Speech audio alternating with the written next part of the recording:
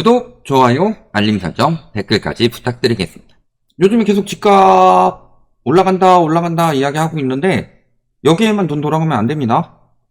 누군가에게는 굉장히 저리로 자꾸 DSR 우회하는 빚을 내주면서 터지지 않도록 사게 만들고 있지만 반대쪽에서는 계속 터지고 있다고 그랬죠. 아까 PF도 말씀을 드렸었고 가계부채도 디레버리징이 왜 안 되냐면요. 터지면서 디레버리징이 돼요, 보통. 근데 이쪽에서는 터지면서 디레버리징이 되고 있는데 이쪽에서 정부가 정책 대출을 이만큼 풀어주니까 상세돼 가지고 올라가는 것처럼 보여서 디레버리징이 안 되는 것처럼 보이는 것일 뿐입니다. 그러니까 어느 쪽에서는 계속 터지고 특히 무리하게 빚내서 집을 샀던 과거 영끌 하나면 죽는다 이랬던 사람들이 못 버티고 계속 균열이 나고 있는 와중에 이쪽에서 계속 집값 올라간다고 부추겨가지고 그러면은 그때 고금리로 받은 사람들이 싸게 금리 받아가지고 오는 사람들한테 팔고서 조금 더 버텨보다 자꾸 이런 시장 만드는 건데 그럼에도 불구하고 부실채권 늘어나고 계속 터지는 게 문제를 보면은 어떻게 되겠냐 이런 것들이 보이는 거죠. 자, 그래서 보시면은 13년 8개월 만에 지금 경매가 최대로 들어왔다고 그랬죠. 경매에 넘어간 건물이 최대이고 담보대출로 받아서 생겨나는 경매가 임의경매라고 그랬죠. 임의경매가 급증했다. 전년 대비 54.6%, 2022년 대비 2.4배에 달하며 가장 많은 것은 역시 아파트 등 주거시설이 대부분을 차지하는 집합 건물이 특히 많이 오르고 있고 아파트, 빌라 이런 것들이 엄청 나오고 있다는 소리예요. 지역별로 보면 경기가 1등, 그 다음에 부산, 서울. 경기하고 서울은 계속 올라간다는데 왜 계속 임의경매가 늘어나겠냐. 빚을 못 갚는 영끌족들이 계속 늘어나고 있다는 소리죠. 그러면은 지금 집값 올라갔을 때 이거는 경매 나오는 건 그래도 몇 개월 전 데이터 아니냐. 지금 집값 올라가니까 줄지 않겠냐. 이런 식으로 이야기를 할 수도 있죠. 근데 지금 상황 어때요? 올해 상반기에만 부실채권 3.2조 상매가 했다고 그랬죠. 이게 작년 상반기에 2조 2천. 제가 이 이야기할 때 역대급이라고 이야기를 했습니다. 작년에 역대급 부실채권은 상매각하고 있다. 그럼에도 불구하고 연체율이 올라가고 있는 게 문제가 크다. 근데 매번 갱신하고 있죠. 작년 내에 5조 4천억 했는데 올해 상반기에만 3조 2천억이면 하반기에 얼마나 더 터지겠냐. 여기에 5대 은행뿐만이 아니라 지방은행 이런 데도 상매각이 지금 1조에 육박했다. 5개의 지방은행도 9,804억 원을 상매각을 했고 그럼에도 불구하고 연체율이 악화되고 있죠. 빚을 못 갚는 사람들이 계속 늘어나고 있다는 거예요. 왜 이런 부분에 대해서는 자세히 보도를 안 해주냐. 집값 올라갔다 이런 이야기는 항상 하죠. 매매 가격 지수를 책정할 때 어떤 방식으로 책정하는 거예요? 굉장히 웃긴 게 KB 지표는 내려가는데 부동산 지표는 올라갈 때가 있어요. 또 부동산은 지표가 꺾이는데 KB 지표는 올라갈 때가 있어요. 다 이런 식으로 제각각인 지표 중에서 올라가는 것만 끄집어다가 자꾸 보도를 하니까 사람들이 계속 올라가는 줄 아는데 그런 것들 다 실거래가만 들어가요? 호가도 들어가잖아요.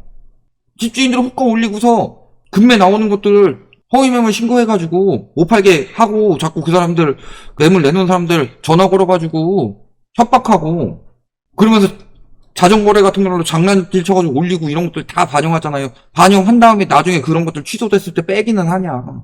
그러니까 그런 기사들이 계속 나오는 반면에 계속 경매로 쏟아지고 있고 계속 못 갚아가지고 빚 못 갚아서 허덕이고 있는 사람들이 계속 늘어나고 있는데 이런 부분에 대해서는 인터뷰라도 하냐. 집값 올라간다고 하는 거기 가상의 부동산이나 만들어가지고 그런 것만 인터뷰하지. 그리고 저렇게 상매각을 했는데 또 추정 손실이 2조 넘었다고 합니다. 추정 손실이 제일 마지막 단계라고 그랬죠. 그리고 이 고정 이하 여신 총액은 10조가 넘어갔다.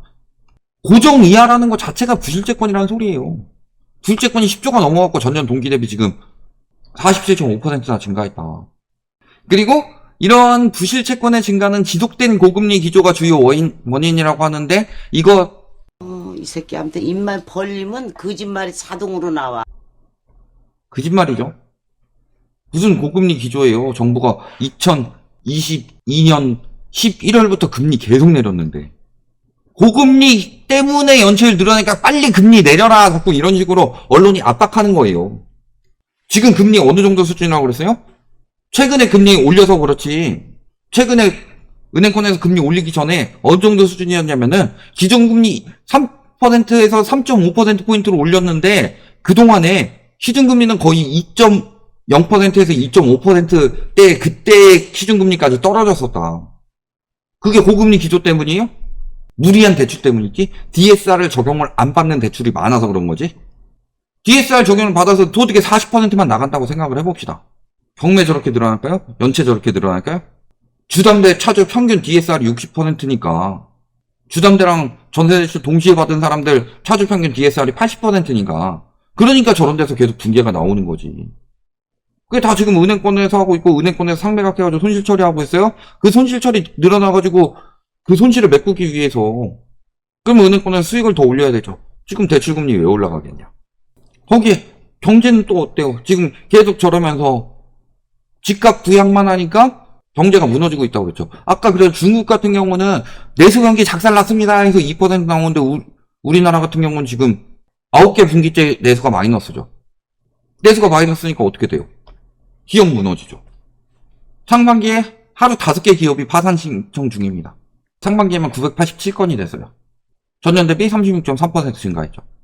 그래서 반기 기준 또 사상 최대치, 역대급을 계속 돌파를 하고 있습니다. 그리고 전체 법인 파산 중에서 70%는 수도권에 집중됐다. 수도권에 일자리 많고 수도권 집값은 계속 오르고 수도권은 살아나고 수도권 개뿔 수도권에서 제일 많이 파산하는데 어느 법원에서 가장 많이 해요? 서울에서. 법인 회생 신청 건수 역시 전년 동기 대비 7.1% 늘었다. 회생은 7.1%밖에 안 늘었어요. 파산은 36.3% 늘었는데 왜? 기업들이 이제 회생 대신에 사업 포기하는 파산을 택하고 있기 때문에 그래도 희망이 보이겠다라고 싶으면은 회생을 하는데 희망이 안 보이니까 지금 파산하고 있는 거 아니에요. 근데 회생도 늘는데 파산은 더 많이 늘었다. 이게 어떤 징조를 나타내냐. 또 자영업자들 어때요? 6개월 연속 감소하고 있다고 합니다. 코로나19 사태 이후 처음. 왜 처음이겠어요? 자영업자를 살려야 되는데 작년 내 집값만 살리고 올해 내 집값만 살리니까 자영업자들이 감소하지.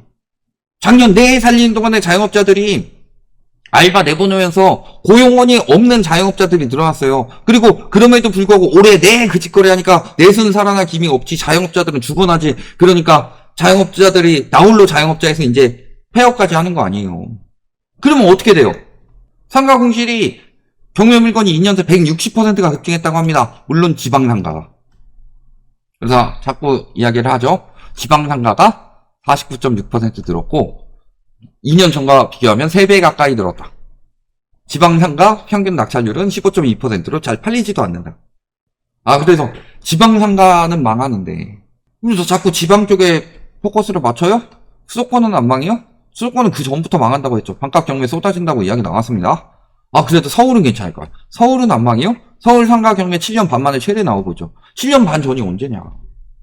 19억 상가가 7억으로 나오고 있다는데 상가가 이렇게 될 수밖에 없는 이유가 있어요. 수익률 떨어지고 공실나니까 집값 계속 붙들고 있으니까 사실상 지금 막 거래 늘어난다고 하더라도 다 아름아름 거래하는 거지. 진짜로 저런 사람들이 그러면은 경매가 왜 저렇게 나오겠어요. 싸게라도 팔아치우고 빠졌겠지. 싸게라도 팔아치우고 경매 나오는 건 몇 개월 전이다. 그렇다면 최근에 저렇게 연체율이 올라가고 부실채권 상매각이 늘어나고 그럼에도 부실채권이 더 많이 늘어나지는 않았겠죠. 근데 왜 못 팔고 있어요? 이번에도 나오는 것들 보면은 다 아는 사람들끼리 거래한 게 얼마나 많아요. 가격 띄우는 것들 대부분 다 그런 것들이었고. 그래서 지금 다주택자들이 자녀들한테 털어내는 그 시기 아니에요. 그러니까 그 사람들은 팔지도 못하죠. 팔지도 못하고 계속 대출 부담만 늘어나니까 쓸 돈도 없죠. 내수 경기 침체되니까 상가 시장도 무너지죠. 이게 다 연속적으로 이어지고 있는 것들이에요. 근데 이런 와중에도 계속 이런 기사 띄우죠. 서울 아파트 급등한다. 서울 아파트 5년 11개월 만에 최대폭 상승한다. 2주 동안 상승폭이 줄었던 서울이 0.32%로 다시 크게 올랐다. 부동산원에선 이래요. 근데 다른 지표에선 뭐라 그래요? 부동산 114에선 이래요. 전주 대비 오름폭이 크게 낮아졌다. 상승폭 4분의 1 토막 났다. 도대체 어느 장단에 맞춰서 춤을 춰야 되냐. 왜 자꾸 부동산원이 다른 지표들보다 더 높게 나와요? 원래 KB, 부동산원, 부동산 114 중에서 상승폭이 제일 낮게 나오는 게 부동산원이에요. 체계가 그렇게 될 수밖에 없고. 근데 이번 정부 들어오면서 다른 지표들은 다 마이너스를 내고 보합을 나타내더라도 부동산원만 유독 상승을 나타내고 있어요. 그래놓고 지금 부동산원 문재인 정부 통계 조작 이야기할 때예요? 문재인 정부 통계 조작이라고 지적을 할 거면은 적어도 윤석열 정부에서는 부동산원 지표가 KB나 다른 지표들 따라가야 될 거 아니냐. 왜 자꾸 KB는 떨어지고 있는데 부동산원이 계속 상승한다고 해가지고 올라간다고 해서 심리 만들어 놓고, 이번에 부동산 1, 4에서 상승폭 줄었는데 왜 부동산원에서 상승폭이 역대급으로 커지고 있냐. 누가 조작을 하고 있는 거냐 도대체. 심지어는 최근에 이런 것들까지 해가 중개사 협회 지표 만들어가지고 KB 시세 0%밖에 안 올랐어. 예전처럼 안 올랐어. 예전에 KB가 상승폭 이끌어줬는데 문재인 정부 때 그렇게 상승폭 만들어주더니 윤석열 정부 때 부양하려고 그러는데 KB 애들이 안 올려줘. 그러니까 중개사 협회에서 만들어가지고 우리가 직접 상승을 제대로 지표를 보여주겠다 해가지고 중개사 협회 지표를 자꾸 언론에서 띄워요. 중개사 협회가 올라간다고 하겠어요? 떨어진다고 하겠어요? 호가 제일 많이 반영할 텐데. 이런 짓거리 하고 있는 거다 지금. 이런 식으로 해가지고 살아나는 집값이 얼마나 가요. 그러니까 이런 것들을 속아가지고 거래량도 늘어야지. 무리하게 갭투기도 들어가죠. 지금 아니면 평생 못 살 것 같으니까. 전대가 계속 올라간다고 하니까. 그런 식으로 하다가 과거에 물린 사람들 이야기하고 지금 그때랑 똑같은 지표들 계속 나오고 있고, 집값만 올라간다고 그러지 연체율 계속 높아지고 있고 경매 계속 늘어나고 있고. 문제는 금리를 내렸는데 연체율이 올라간다는 게 나타나는 게 뭐냐. 부실화되고 있다는 소린데, 그 부실화되고 있는 것들을 테이프 붙여가지고 가린다고 해서 돼요? 정부에서 집값 상승 만들어내려고 통계를 굉장히 많이 바꿨습니다. GDP 통계도 바꿨죠? 물가 통계도 바꿨죠? 최근에 부동산 통계는 의심이 가죠? 그 다음에 그 전에 KB 통계도 바꿨죠. KB 통계에서 소득이 급증하고 집값 중위가격 확 낮춰버렸죠. 이런 것들을 속아가지고 교주님이 오셔서 저기 평생 안진뱅이였습니다. 일어나라. 일어나요. 그럼 그 사람이 원래 안진뱅이였는데 깨어난 거예요? 아니면은 안진뱅이인 척 연기를 하는 사람이에요. 근데 그 안진뱅이가 일어났다. 믿습니다. 집값도 일어난다. 믿습니다. 이 광신도들만 몰려있는 거다. 내가 부동산 교라는 사이비에 같이 미쳐서 들어갈 필요는 없다. 여기까지 말씀드리겠습니다.